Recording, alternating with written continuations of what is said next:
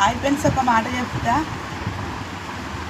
అందరు బాగురా, ఏం చేస్తారు? అందరు బాగుండాలి, అందులో మేము ఉండాలి ఫ్రెండ్స్. 10 లక్షలు ఉన్న అప్పు తీర్చుకోగలుగుతాం, కానీ ఈ మంది ఏడుపుంటే చూడు, ఈ కన్నుజిట్టు అన్నది నల్లరాయి అయినా 4 ముక్కలు అవుతుందంట. కానీ 10 లక్షలు అప్పు ఉన్నా కూడా అప్పుడు 50, అప్పుడు ₹1,00,000 తీర్చుకోవచ్చు. కానీ ఈ మంది ఏడుపుంటే బాగుపడలేము. మనమైతే ఎవరైనా సరే మంది ఏడుపుంటే వాళ్ళు అస్సలు బాగుపడలేరు. అస్సలు ఆ ఇల్లు అస్సలు పైకి రాదు.